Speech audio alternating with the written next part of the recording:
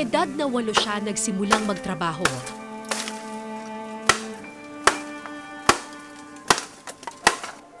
Gubat ang naging palaruan. Itak ang laruan. At kawayan ang kanyang matalik na kaibigan.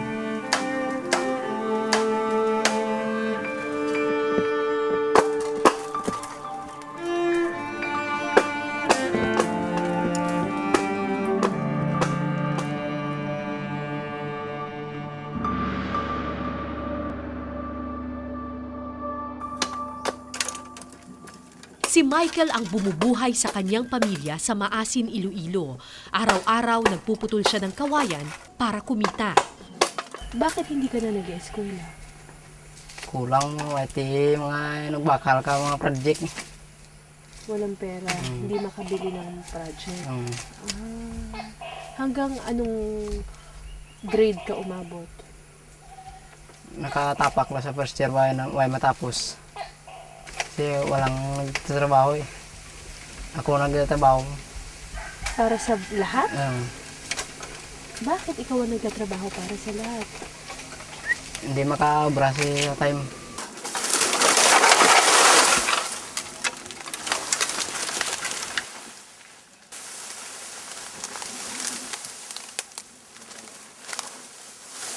Nagkasakit raw sa likod ang kanyang ama. Napilitan si Michael na tumigil para pag-aralin ng mga kapatid.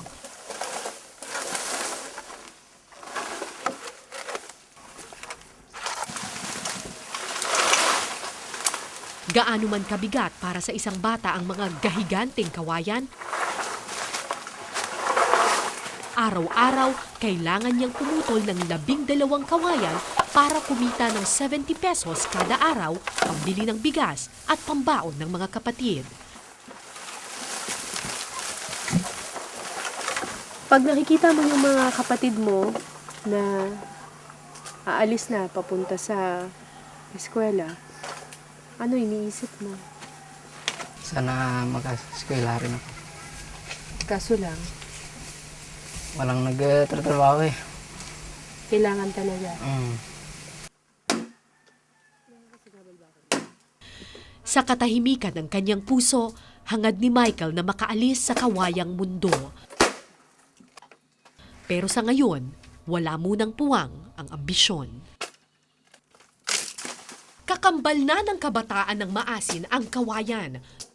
Tulad ni Michael, lahat nagsisimula sa murang edad.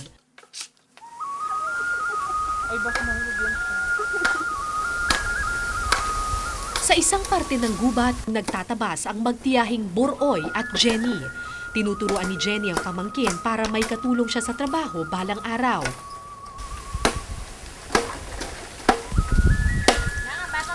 Halos ganitong edad rin nagsimula noon si Jenny. Hindi ka nag-aaral? Nag-aaral man, pero grade 6 lang. Grade 6. Pagkatapos mo mag-grade 6, Wala na, nagtrabaho lang eh. pero gusto mo ba sanang makapag-aral? Gusto ko dati. Ano sana yung gusto mo na trabaho? Maestrabe. Pero wala. Mula noon, ito na ang naging mundo ni Jenny.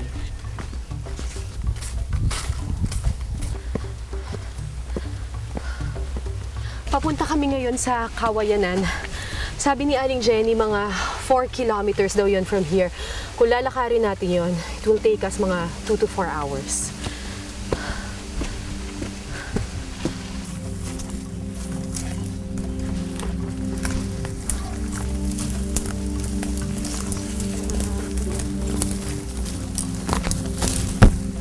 Ano ba yan? Ang tinik? Ang tinik pala ng kawayan. Ay, Diyos ko po.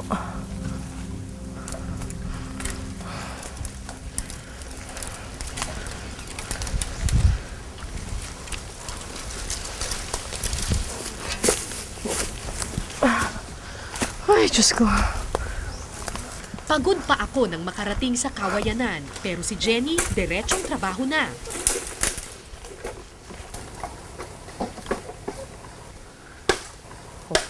matunok pa kisa ang mga kamot mo, mapilas ka pag binangon. Kundi mabidlay.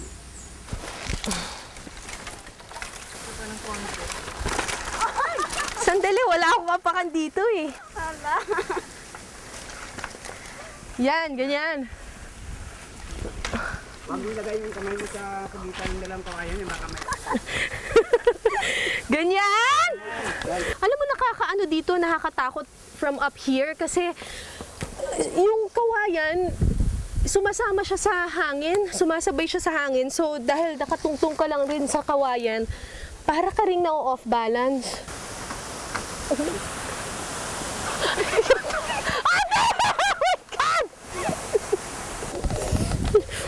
Nababa na talaga ako dito.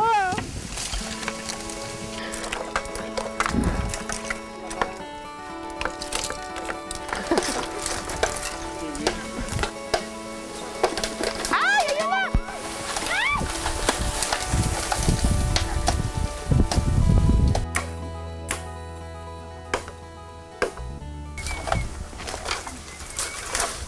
Bigat? Bigat. Paano? Dito nyo na rin putulin? Pagkatapos pabagsakin sa puno ang kawayan, puputol-putulin ito ni na Jenny para gawing materyales sa sawali.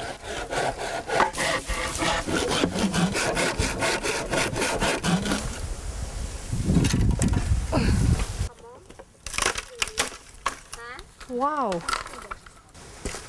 Yan, baka masugatan ka. Pag ganito,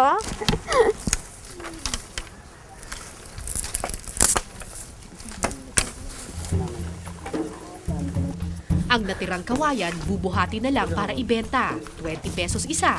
Pero hindi lahat ito mapupunta sa kanila.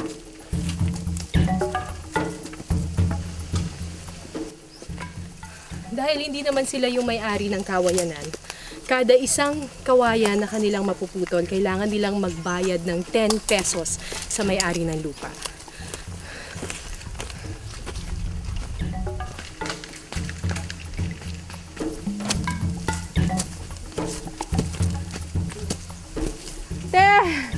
Sandali, hintay. Okay. Sa simula, magaan lang buhati ng kawayan. Pero sa haba ng lakaran, pabigat ng pabigat ang pasan. Pagod na ako. Siguro mga 1 or 2 kilometro pa. Dalaw na pa kami.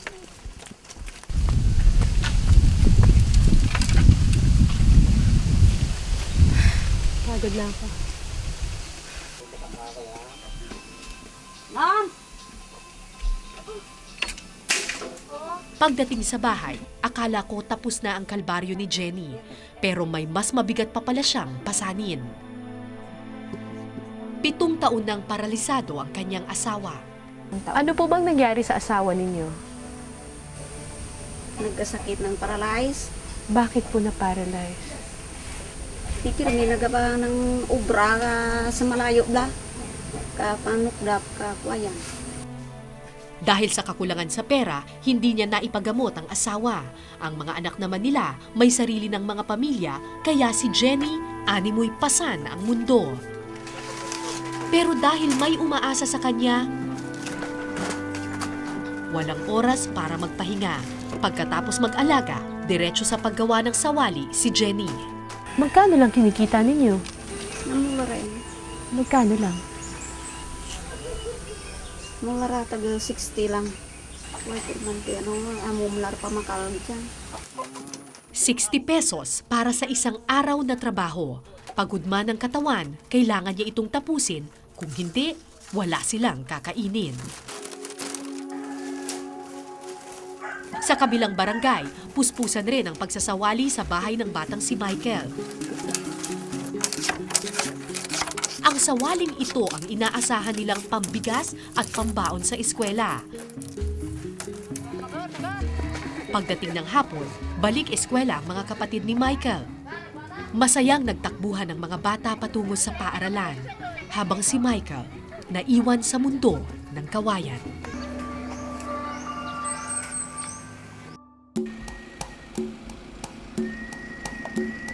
Mahigit 7 dekada nang umaasa sa kawayan ang mga taga-Maasin, Iloilo. Sa dami ng kawayan dito, kung tutuusin, kaya nitong buhayin at palaguin ang buhay ng lahat sa bayang ito.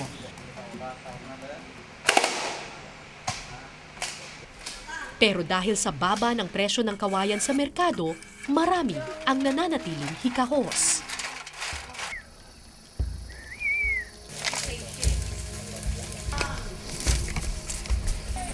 Papasok na tayo ngayon sa Maasin Watershed.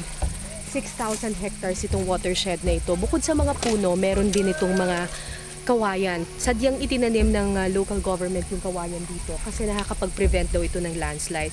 Bukod dyan, dahil napakabilis tumubo ng mga kawayan, ang kawayan na ngayon ang pangunahing ikinabubuhay ng mga taga rito. Sa gubat, kabi-kabila ang mga lalaking nakita naming nagpuputol. Dahil higanting damo ang kawayan, mabilis itong tumubo at hindi nauubos. Walang takot na inaakyat ng mga lalaki ang manipis pero matibay na kawayan.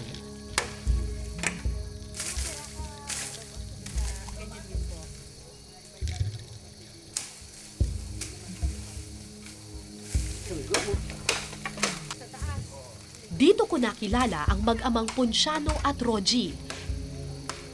Sa edad na 68, si Mang Ponciano ang isa sa mga veterano sa pag-akyat ng kawayan sa Maasin, Iloilo. Hanap buhay na namana pa niya sa kanyang ama. Inan mo tawag ba lang sunsunan ko pa sa tatay mo.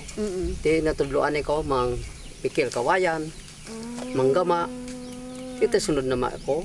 Di ako ba apulok to yung pisara ko pa. Tapas ang kawayan. Lingid sa kaalaman ng marami, ang kawayan ang isa sa mga matibay na materyales na ginagamit sa mga bahay sa ibang bansa. Pero dito, halos binabaliwala ito. Kaya naman ang isang 30 feet na kawayang pinuputol ni Mang Ponciano, halos barya lang ang halaga. Magkano po ang bayad doon sa isang Kawayan, 20. kawayan? 20. Bilog. Sa isang araw, ilang Kuha. kuha ninyo na kawayan? Kumadasig ka lang, pas naman 20 kanahot. Lagpas 20. Oo.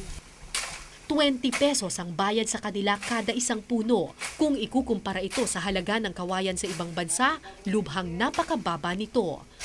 Barya man ang kita dahil sa pagsisikap ng matanda, naipagtapos niya ng kolehiyo ang kanyang 12 anak. Gusto nyo bang magkawayan din sila katulad ninyo? Ibatan na ka, hindi eh. Sagap ko kaya ng trabaho man nga matawhay man. Matawhay bala sa anak pag ko na ginawi. Ano pa ginanulong naisip, hindi mga panbi. May tuyo man siya nga maibra sa ano diyan, mga maestra. Tanging si Rogie na lang ang hindi pa natatapos ng kolehiyo. Pagkatapos na siya, sakalang makakapagpahinga si Mang Ponciano. Pero kung si gobyerno ikaw, antes mo sisinta edad mo, retirement ka. Pero dito, Wala na, ay retire. Basta pag sinana ikaw, sige pa na trabaho mo. Nung araw na iyon, nakaipon ng mahigit 20 kawayan ng mag-ama. Ang problema, paano nila ito bubuhatin para ibenta sa bayan?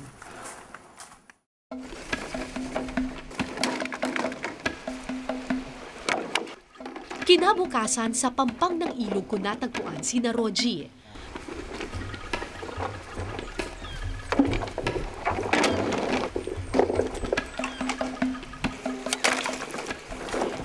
dahil masyadong mabigat yung mga kawayan para iakyat muli dun sa bundok, ang gagawin nilang balsa yung mga kawayan, tapos papaanurin nila ito hanggang dun sa kabilang barangay, yung barangay Daha. Ang sabi nila, baka daw abutin ng mga 2 hours yung biyahe sa ilog. Binutasan nila isa-isa ang mga kawayan at saka tinuhog-tuhog para maging balsa.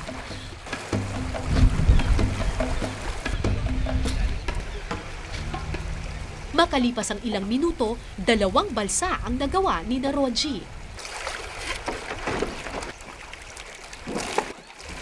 Dahil magaan lang ang kawayan, paggewang-gewang ito sa agos ng ilog. Isa lang ang bilin sa akin ni na Roji, kapag bumilis ang tubig, kapit. Opo, opo. Paminsan-minsan sumasadsad ang balsa sa bato, Parang na-stuck tayo. kaya kailangan imano-mano. Medyo mababaw sa parting ito ng ilog.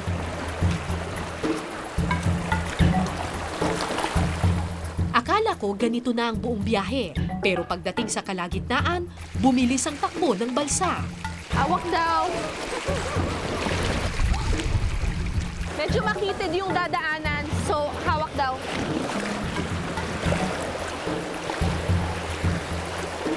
Oh my God.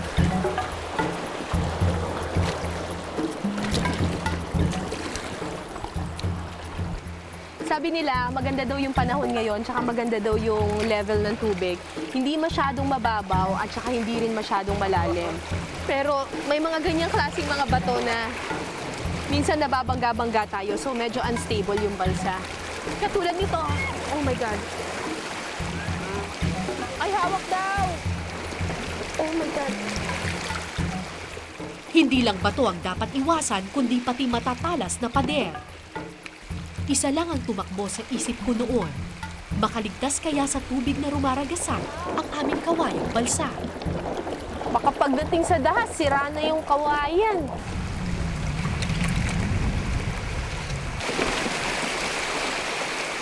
Paiba-iba ng agos ang malikot na ilog. Ay, ang bilis ng tubig dito. May parting mababaw, kailangan mong itulak para kumilos.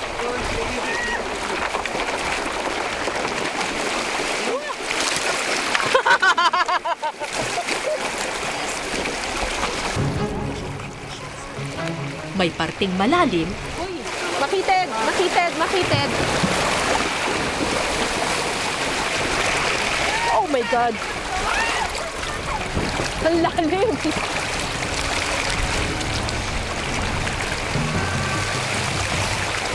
Uy! Uy! Uy! Uy! Uy! Uy! Uy!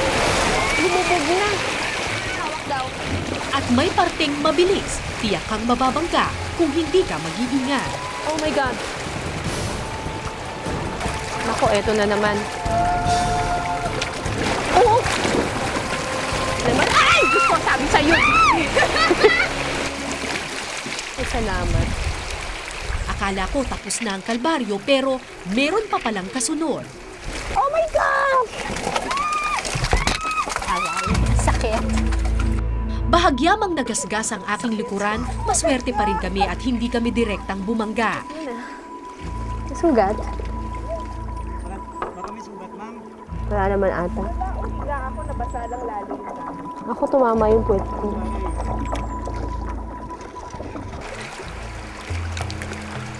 Bihasa kasi sa pagpapaanod ng kawayan si Roji.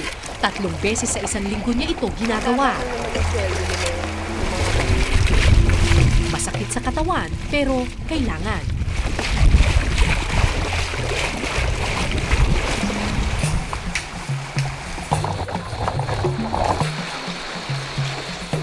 Makalipas ang 2 oras, narating din namin ang bagsakan ng kawayan.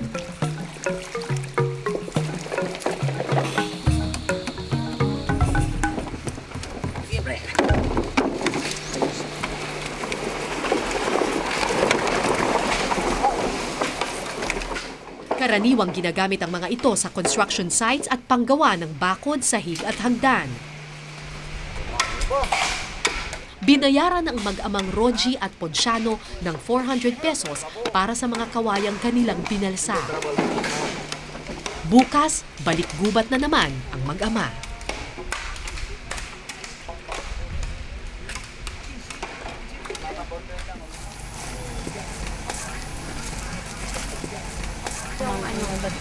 Ano ba yan? Ang laki. Sa araw na ito rin natapos ni na Michael ang sawali na kanilang hinahabi. Gano'ng katagal ninyo ginagawa ito? Kaadlaw? 2. 2. Kamangha-mangha ang pagkakahabi sa pinagpira-pirasong kawayan.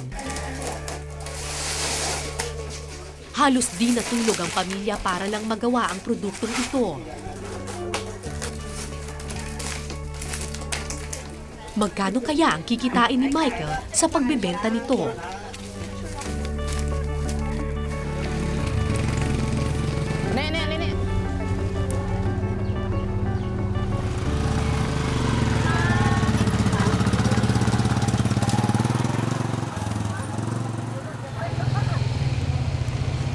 Sa bahay ng kanilang suki sa bayan, dumiretso si Michael.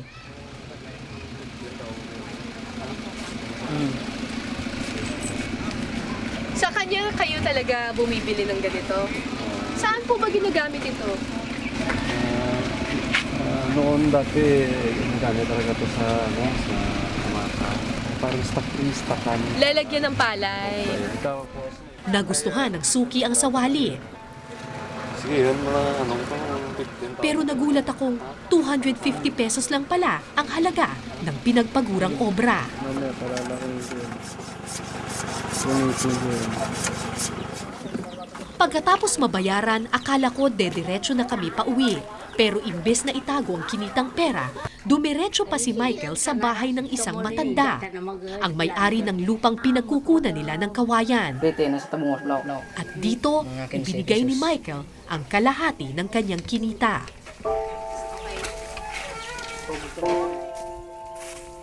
Pagkatapos ng halos 2 araw na pagsasakripisyo, 125 pesos lang ang natira sa kamay ng pobreng bata.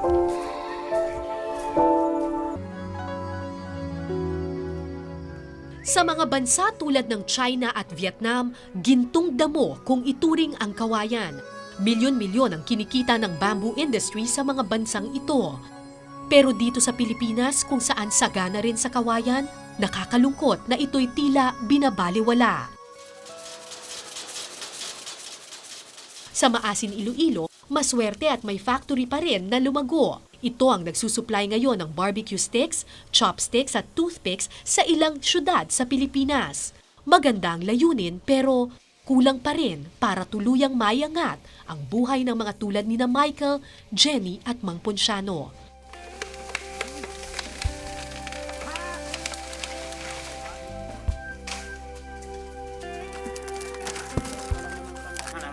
Hanggat di tayo namumulat sa likas na yaman ng bansa, hanggat patuloy nating babaliwalain ang produktong gawa sa atin, hanggat babayaran natin ng barya ang pagod ng iba, marami pang tulad ni Michael ang lalaki sa kawayanan. Hahawak ng itak sa murang edad at ipagpapaliban ng kabataan kapalit ng kinabukasan. Anong dinidasal mo sa Ginoo paggabi?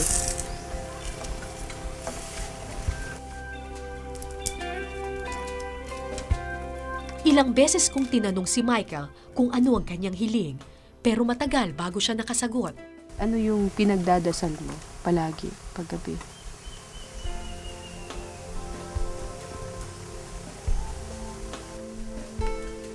Katulong sa tatay, nagnanay, sa mga kapatid. Hanggang sa kanyang panaginip, trabaho pa rin ang nasa kanyang isip. Ako po si Cara David at ito po ang Eyewitness.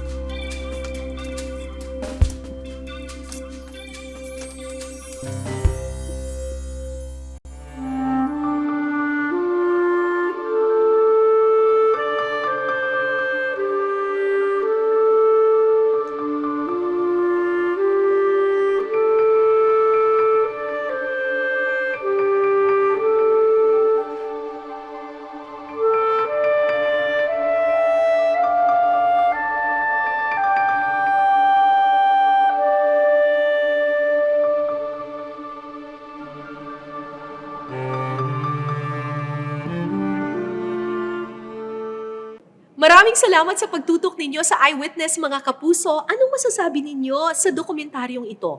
I-comment nyo na yan. Tapos mag-subscribe na rin kayo sa GMA Public Affairs YouTube channel.